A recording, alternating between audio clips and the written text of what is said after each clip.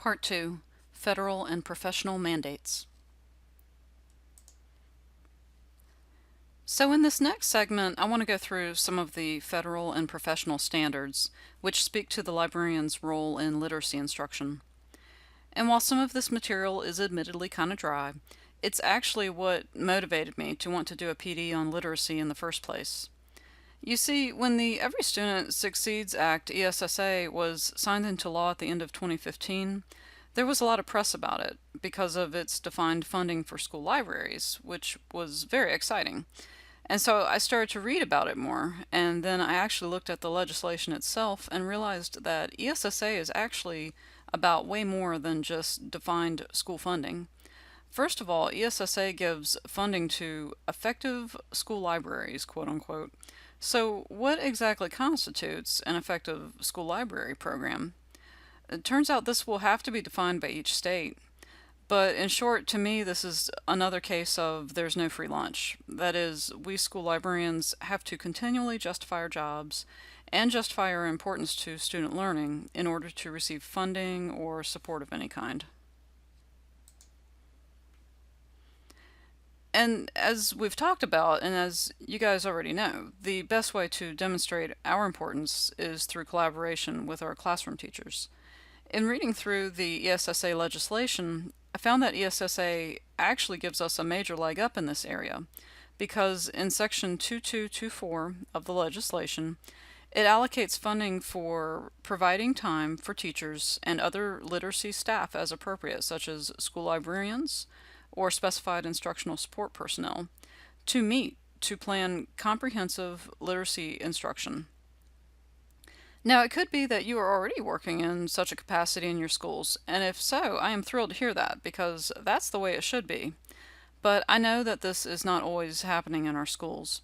I have had in depth conversations with Tennessee school librarians, and some of them indicate that basically they are not respected in this capacity. And my response to this is twofold. First of all, there are mandates at the professional and federal levels which specify that school librarians should be teaching literacy skills. And these are skills beyond just motivating students to want to read, which we all agree is extremely important to the acquisition of reading skills. However, I know that school librarians can do more from an instructional point of view. As I will describe, these mandates specify particular literacy skills, but emphasize the librarian's role with reading comprehension. So if these mandates already exist, then we really should be taken seriously as instructional faculty members, and if we aren't, then perhaps we need to gently educate our colleagues as to how these tasks fall well within our job duties. And then my second concern is once we establish that literacy instruction is a crucial part of our jobs, then we need to have the skills by which to assert ourselves as an equal part of the literacy instruction team. So that is my goal with you this summer, to tie your background knowledge into some additional content so that you feel confident in working with classroom teachers in planning comprehensive literacy instruction. So as I discussed, the Every Student Succeeds Act sets the current stage for this level of collaboration. It is backed up by the Common Core state standards, which, although there has been a great deal of public backlash against Common Core, it is hard to argue its lasting impression. Within ELA, these standards influenced school librarianship with the focus on informational text. Other important ELA changes which affected librarianship are the staircase of reading comprehension complexity mandated by grade level, as well as Common Core's requirement that students support claims through cited evidence in the text. In addition to these, Judy Morelian, the author of our class textbook, produced a matrix which documents the direct overlap of some of the Common Core ELA standards onto the AASL standards.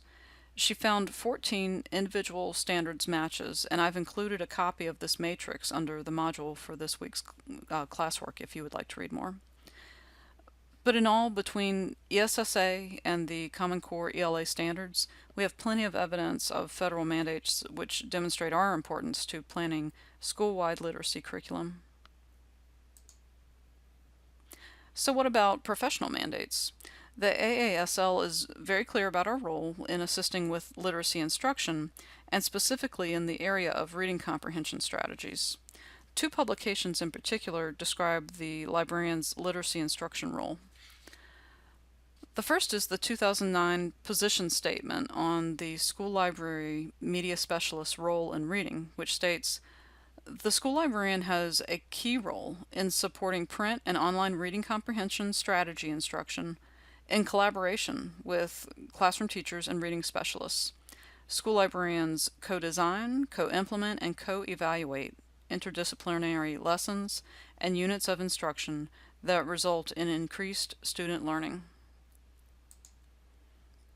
And the second, also published in 2009, is Empowering Learners, Guidelines for School Library Programs, which states, library media specialists model and collaboratively teach reading comprehension strategies, assess and use background knowledge, pose and answer questions that are appropriate to the task, make predictions and inferences, determine main ideas, and monitor reading comprehension as well as the learning process.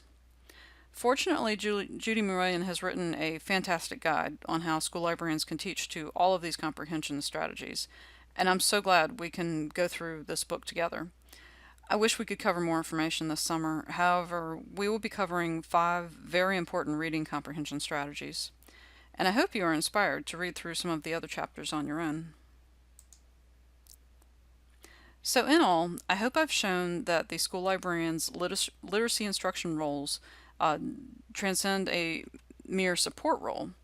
We are to be active participants in teaching reading strategies. As I've stated, my goal this summer is to arm you with the teaching strategies that will help you take your instruction to a new level. From the reading comprehension strategies themselves, to possible technology tie-ins, to just learning from other librarians across the state. And I hope this clip's discussion has shown that, based on federal and professional mandate, you certainly have an important place on the team in developing your school's literacy curriculum.